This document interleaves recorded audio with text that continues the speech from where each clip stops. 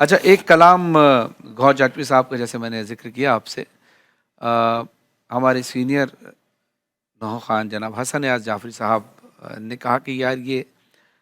طرز بڑی مشہور ہے، کیونکہ یہ طرز میری بنائی ہوئی نہیں ہے جو میں کلام پڑھ رہا ہوں،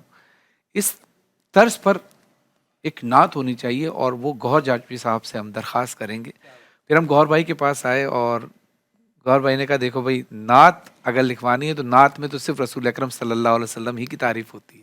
نعت کی ڈیفینیشن جیسے حمد کی ڈیفینیشن ہے کہ صرف اللہ کی تعریف، منقبت میں اہل بیت علیہ السلام کی تعریف۔ اب تمہیں مدحتی کلام چاہیے کہ جس میں منقبت کے اشعار بھی ہوں، تو میں نے کہا نہیں گوھر بھائی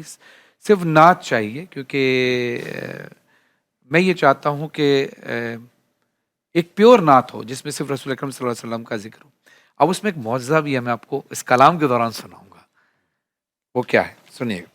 اجازت گوھر بھائی؟ جی بسم اللہ۔ شفاعت کی کشتی کا جو نا خدا ہے وہ بس مصطفیٰ ہے، وہ بس مصطفیٰ ہے، وہ بس مصطفیٰ۔ اب وہ بس مصطفیٰ ہے پہ آپ سب ناظرین نے غور کرنا ہے کہ یہ جو بھی فضیلت ہے یہ رسول اکرم صلی اللہ علیہ وسلم کے علاوہ کسی کو نہیں ملی۔ نبی اور بھی آئے بہر ہدایت ملا ہے مگر جس کو حق شفاعت، لقب جس نبی کا حبیب خدا ہے وہ بس مصطفیٰ ہے۔ محبوں کی بخشش کی جو بات کرنے گیا تھا خدا سے ملاقات کرنے۔ اب گوھر جاٹوی صاحب کا خاصہ دیکھیے گا اگلے مصرے میں کہ جس طرح سے لفظوں کا استعمال کرتے ہیں، گیا تھا خدا سے ملاقات کرنے، وہ جس کو خدا کا پتہ بھی پتہ ہے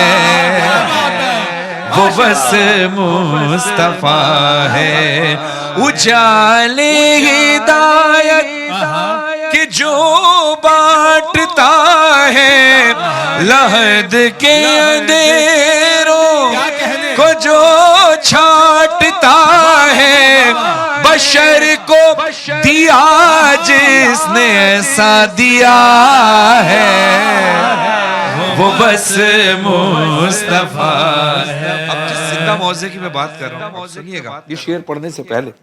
گوھر جاٹوی صاحب تشریف فرمائے، آپ نے براہ راست ان کو دعائیں دیں۔ گوھر بھائی آپ سے دعا لینی بھی ہے میں نے، یہ کہ نعت میں اگر جیسے میں کہوں میرے سرکار بڑے کریم ہیں تو یہ نعت ہوئی، وہ مجھ پہ کرم فرمائیں گے اس میں میری دعا بھی ہو گئی تو یہ نعتیہ کلام ہو گیا۔ حمد اگر میں کہوں اے اللہ تو رحیم ہے، حمد ہو گئی، تو مجھ پہ رحم نازل فرما، اس میں دعا شامل ہو گئی تو حمدیہ کلام ہو گیا۔ کوئی تو ہے جو نظام ہستی چلا رہا ہے، یعنی اللہ کے علاوہ کوئی اور ہے ہی نہیں، تو یہ پیور حمد ہو گئی۔ نعت وہ ہوتی ہے جس میں رسول اکرم صلی اللہ علیہ وسلم کی تعریف کی جائے اور کسی کا ذکر نہ ہو، یعنی ڈکشن کے لحاظ سے، اصول کے لحاظ سے نعت پیور وہ ہوتی ہے۔ اور امام جعفر صادق علیہ السلام فرماتے ہیں جب بھی تم ہمارے جد کی شان میں یا ہماری شان میں کچھ لفظ لکھو گے تو الفاظ پہلے اللہ کے حکم سے ہمارے در پر اجازت لینے آئے، پھر شاعر کے قلم پر جاتے ہیں۔ تو طے یہ ہوا کہ مولا کی طرف سے عطا ہوا الفاظ گوھر جاٹوی صاحب کے ذہن میں آئے اور انہوں نے پھر قلم سے لکھا۔ تیسری بات رسول اکرم صلی اللہ علیہ وسلم فرماتے ہیں کہ مجھ پر درود بھی بھیجو تو میری آل کے ساتھ بھیجو۔ اب یہ کیسے ہو سکتا ہے کہ رسول کی نعت ہو اور آل محمد کا ذکر نہ ہو؟ پھر بات یہ آ جاتی ہے کہ نعت نہیں رہتی اگر اس میں رسول کے علاوہ کسی کا ذکر آ جائے۔ نعت اور پھر آل محمد جب عطا کریں تو یہ دونوں چیزیں شامل، یہ ہے زندہ معجزہ۔ یہ شعر سنیے گا، نعت کہ جس میں صرف رسول کی اب میں جو ذکر کروں گا اہل بیت کا، اس میں رسول اللہ صلی اللہ علیہ وسلم کی فضیلت ہے کہ رسول اکرم صلی اللہ علیہ وسلم کے علاوہ کسی کو یہ فضیلت حاصل نہیں ہوئی۔ ملی فاطمہ جیسی بیٹی خدا سے، وہ جس کے حسین و حسن ہے نواسے علی علی علی جس کا داماد مشکل کشا ہے وہ بس مصطفیٰ ہے وہ بس مصطفیٰ ہے وہ بس مصطفیٰ ہے اور مکتا پیش خدمت ہے جو ہے رحمت کیا بات ہے جو ہے نور پہ کر ہے جان دو عالم جو فرحان و گوہر ہے جان دو عالم جو فرحان و گوہر جو پوچھو تو قرآن بھی بولتا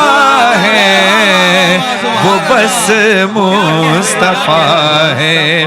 وہ بس مصطفیٰ ہے وہ بس مصطفیٰ ہے بھائی واہ واہ واہ عرفان بھائی آپ سلامت رہیں قبلہ آپ سلامت رہیں کیا خوبصورت ماشاءاللہ یہ سب ظاہر ہے اگر گوہر بھائی کا یہ کلام لکھا ہوا نہ ہوتا تو شاید ہم ایسے نہ پڑھتے. مولا کریم مولا خدا کرے کہ خدا آپ کے قلم میں اتنی تاثیر دے اور آپ کو ظہور امام زمان علیہ السلام صحت کے ساتھ لمبی عمر عطا فرمائے. ناظرین